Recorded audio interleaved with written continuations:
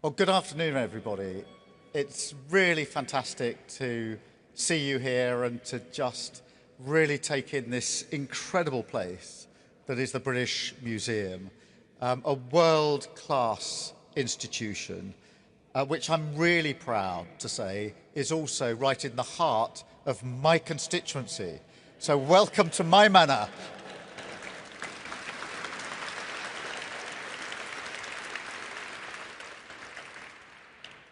Mr. President Emmanuel, Mrs. Macron, Excellencies, ladies and gentlemen, you are very, very welcome here, and it is fantastic to see you. We have thousands of visitors here every day from all over the globe to admire the museum's incredible collection of world history all around us here every single day.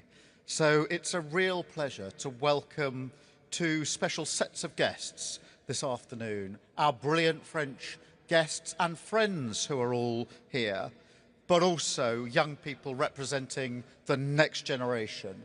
And that is so important as we contemplate our history, because I know just how important access to the arts, to culture and history is for the next generation.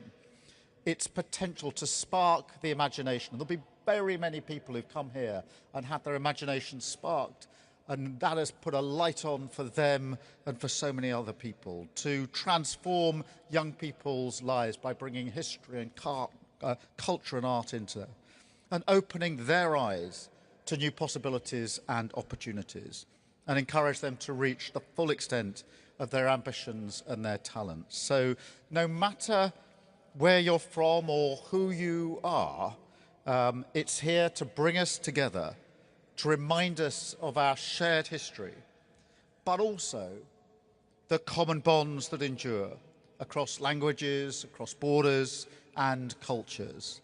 And that's what today is all about, making sure that everyone can appreciate our incredible history, inviting young people to bridge our past and our future, and igniting the passions and the talent of the next generation. And we are celebrating a brilliant initiative today. Everybody is walking around here with a smile on their face. And when the President yesterday announced to both houses what was going to be happening here, there was a great cheer went up. And that was representative, I think, of how this is being felt across the entire country. It is a brilliant initiative. Because what Emmanuel, my friend, announced yesterday, this cultural exchange between our two nations, two of the great treasures of our history, the priceless artefacts of Sutton Hoo, which we've just been to see upstairs, absolutely incredible story, incredible artefacts, and the bio-tapestry, which means so much. And again, the smiles as people saw just the depiction on the wall behind me as we walked in tells you just how much this means. Because for Sutton Hoo, 1,300 years ago in East Anglia, a wealthy man, we don't know who it was, probably a king, was buried in a lavish funeral ceremony, an Anglo-Saxon era, that of course was put to an end 300 years later by William the Conqueror at the Battle of Hastings. But it is an incredible piece of history that we have here, just imagining what that must have been like, changing our whole perception of that era of history, frankly, and bringing so much learning to us.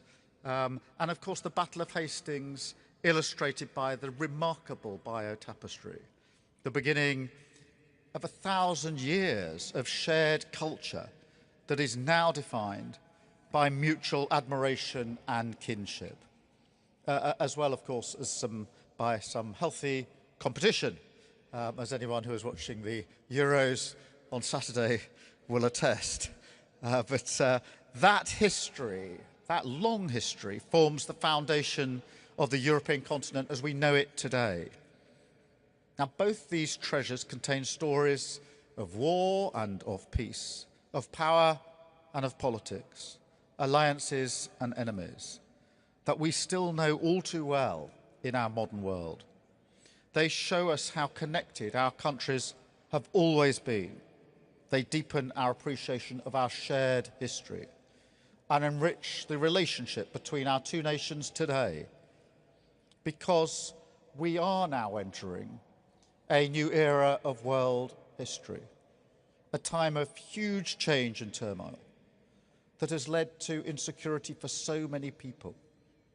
And in this new world, our alliances are, in my view, more important than ever. The strength and solidarity of countries that share the same values, the same aims, the same hope for the future. So, just as we stood together in the last century to bring peace to Europe, and it was a real privilege, Emmanuel, to mark Armistice Day in France, walking with you the same route as Churchill and de Gaulle once walked. Thank you so much again for that invitation to be there at that very special moment. And today the UK is proud to stand shoulder to shoulder with France, leading the coalition of the willing to support Ukraine, as well, of course, as working together to call for a sustainable peace in the Middle East. And at home, we're working together for our shared security and prosperity, creating jobs and growth for our people, tackling irregular migration, strengthening our defences to protect Europe from any threats, growing our economies and collaborating on the technologies of the future, and forging closer connections between our peoples with this cultural exchange, giving people across Britain the chance to admire the biotapestry. And there will be so many people who will want to come here to see that as soon as they can. And people across France to enjoy the treasures of ancient England. Well timed for the 1000th anniversary of William the Conqueror's birth in 2027. So as we look back together today, we are also inspired to look forward towards the future and remember that it is for us to write our own chapter of history now as two nations who forged peace, made our people better off, and remained the strongest of allies and the closest of friends. And on that note, it is a pleasure to welcome my friend, Mr. President Emmanuel, to speak to you today. Thank you so much.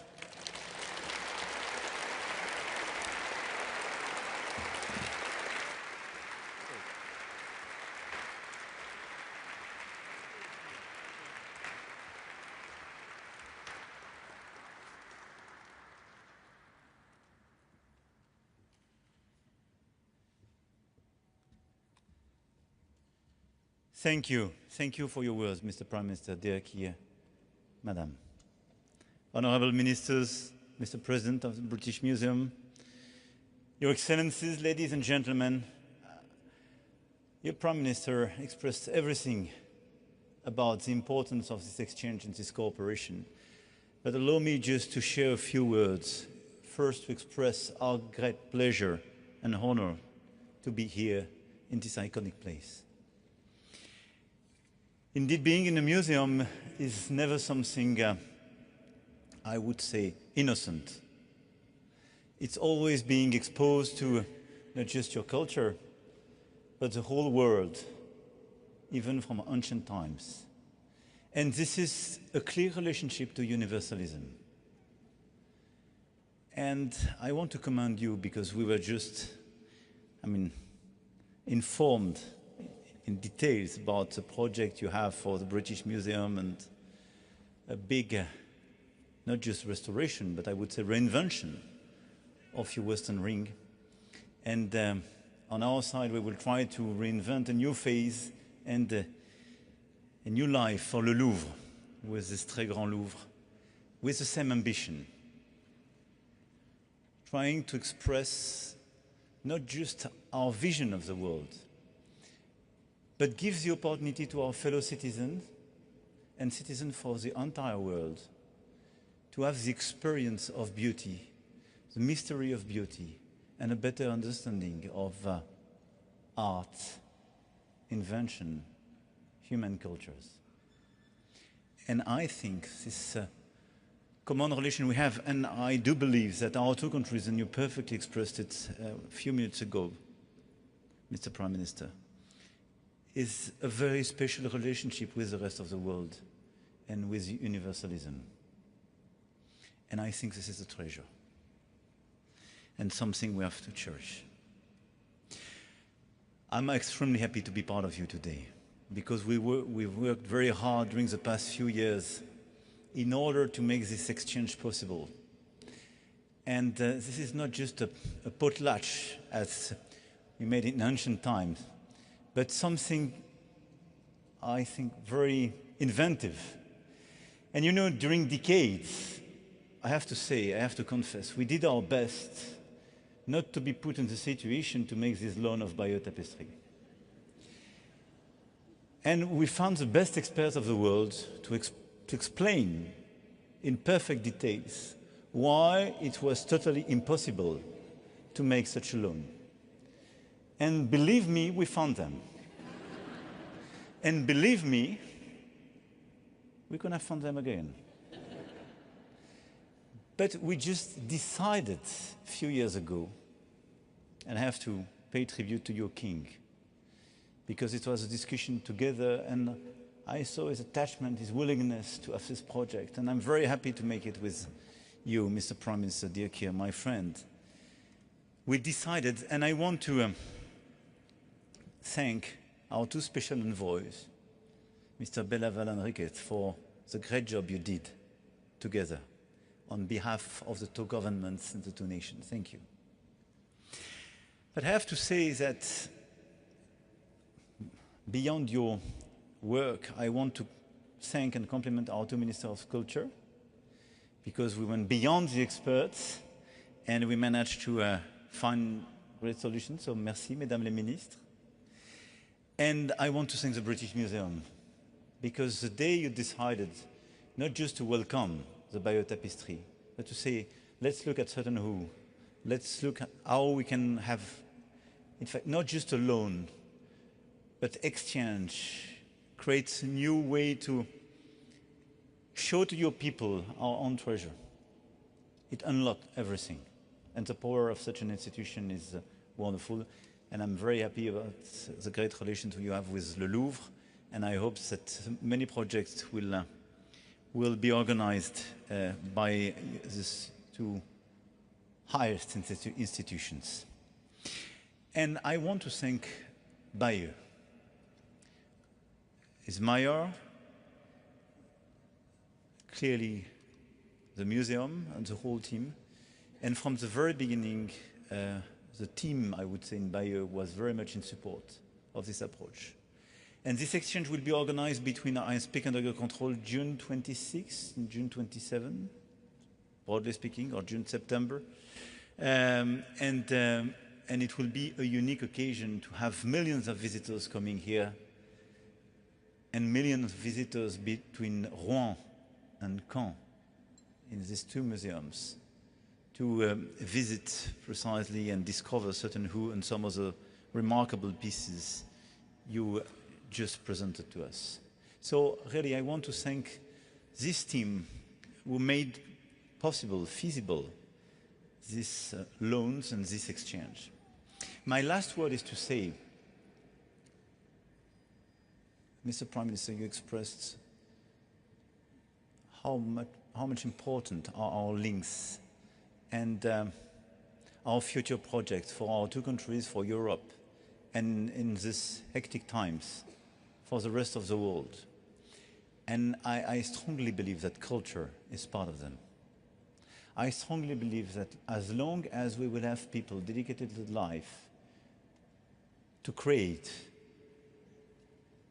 to share, to defend culture in our countries, to invent new spaces for that, and to have indeed sculptors, architects, creators, curators, we will be very special for the rest of the world, because there is no equivalent of that.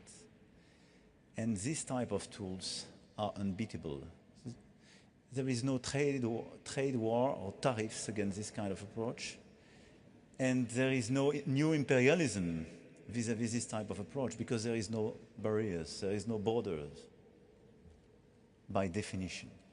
And I'm so happy to see so many young people being here in this museum and working very hard for your culture, our culture, and universalism I mentioned. And, you know, I reminded everybody yesterday that obviously the tapestry recounts very epic events, and you refer to them with William the Conqueror, but the story is unfinished, and nobody knows the end. And nobody knows if the end of a tapestry was just once written and presented, or never existed. But this is our work, our duty and our chance to be in this position to finish the tapestry. And to be sure that by allowing the tapestry to take the same road at these warriors, but with another state of mind and in the opposite way, that together we will build a new page of our common history and create a new era based on culture, knowledge, respect, science, and centuries and centuries of enlightenment creations, and I would say friendship. So thank you very much. In a few months' time, to welcome the Bayeux Tapestry. And thank you very much to allow us to welcome, at the same moment, certain who treasures and some of your wonderful pieces of art in Rouen and Caen, because it will be the best symbol of our common work together and the fact that we are totally committed to this work in common, hand in hand, to be sure that the United Kingdom and France will put their energy to build, let's say, a better place, a better world dedicated to these values. Thank you very much.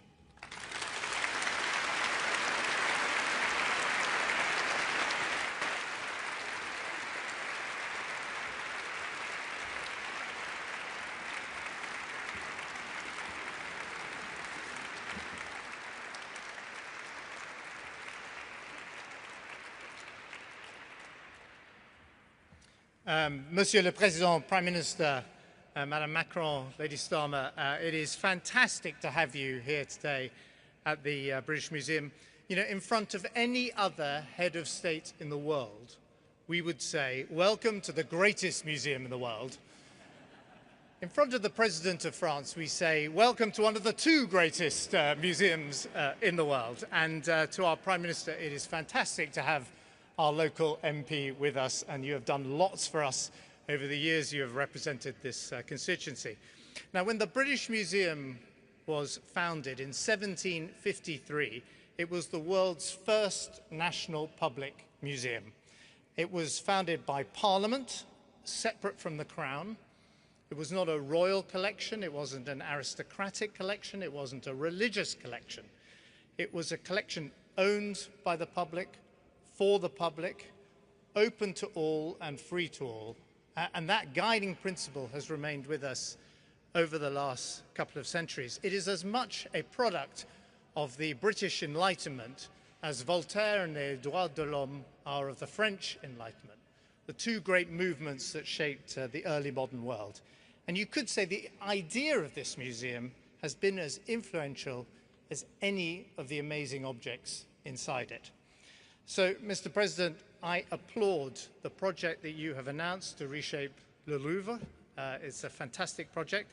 As you say, we're about to undergo a huge redevelopment and representation of our collection in the Western Range over there. It is the largest single cultural project in Britain today.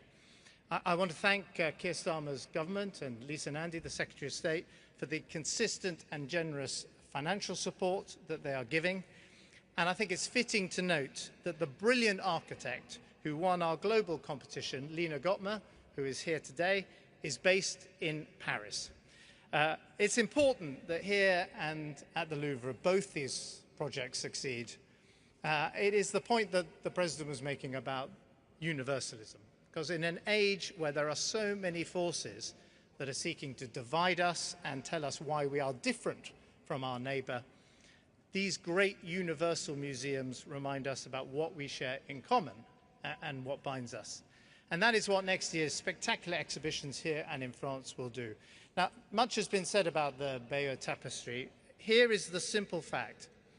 There is no single object in our long history that is as famous, as studied in schools, as copied by artists, as instantly recognizable as the Bayeux Tapestry. And there is no other date in history like 1066. It is the one date everyone in Britain knows.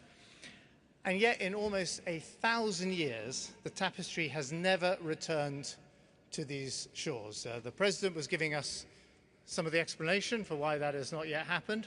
And I'm sure it's not because the French like a permanent reminder of when they beat the Brits. But next year, for 1 year only, it will be back here. Many, many thousands will come to see it, including so many school children who we have with us today.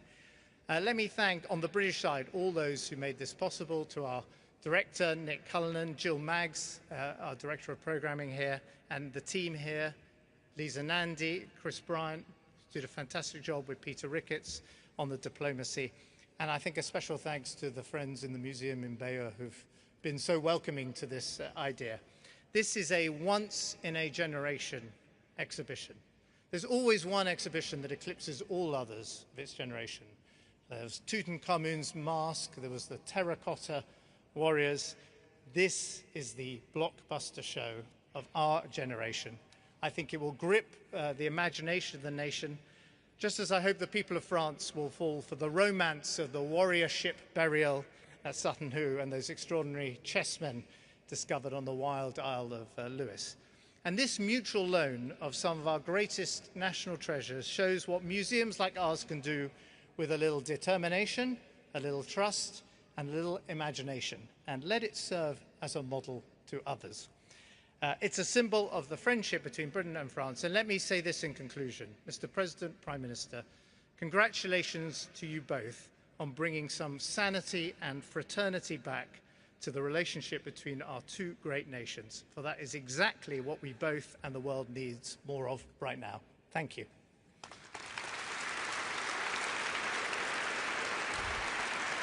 We are going to